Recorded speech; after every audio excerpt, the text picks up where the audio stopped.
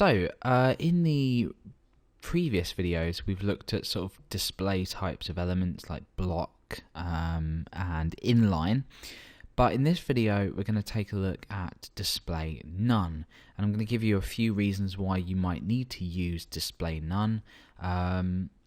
Mainly JavaScript, reasons. I've sort of just given it away. But we're going to be just sort of creating an element, hiding it, and then I'll talk a bit about why you might need to do so. Okay, so first of all, let's go ahead and create an element. So I'm going to say a href equals something.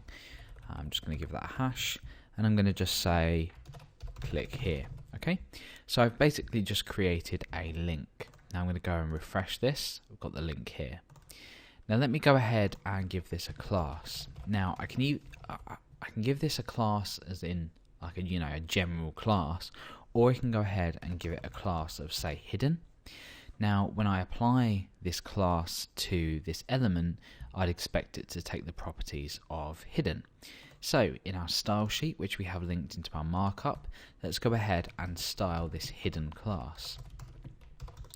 And this is going to be called anything, by the way. I'm just calling it hidden for the purpose of, making it obvious what this class does, which is the whole point of a class. It makes sense to give a class name, something relative to what it does, or its style.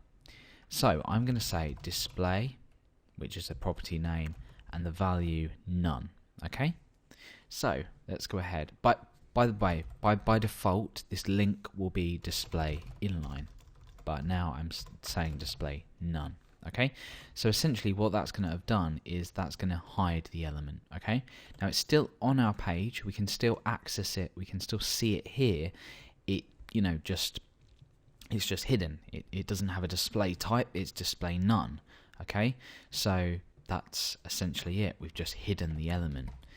Now, why might we need to do this? Well, in cases of JavaScript, you might initially need an element to be hidden, and then you might want to perform a specific action in JavaScript which shows an element. For example, you might have some hidden content, for example, some read more content that might need showing at some point, and obviously your styles being at the top of your page here, and your JavaScript being at the bottom around here. It means that if you use your style sheet to hide an element, as opposed to using your JavaScript to hide an element, it means that it will style this element before you reach the JavaScript. So if you were using JavaScript, so for example, if you were using, the jQuery JavaScript library, and you were using like dot hide on an element, it would only hide it when it got down to this point here. So therefore it would show the element and then it would hide it. With styles, it will hide it automatically. It won't hide it automatically, but it will hide it before the element is displayed, if that makes sense. It will already carry this display none type. So if you are dealing with JavaScript and you want to hide specific elements on the page before you create event handlers to show them, always use display none in your CSS. I can't really think of any other reasons that I would ever hide an element on a page, unless I was dealing with JavaScript. But then again, that's up to you if you did need to hide an element for any particular reason. You would use display none.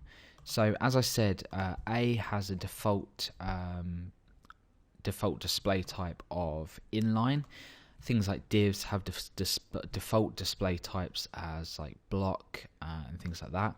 If we actually click on this and we come down here, we can't actually see it.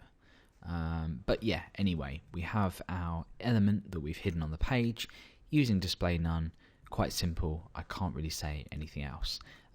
That's about it.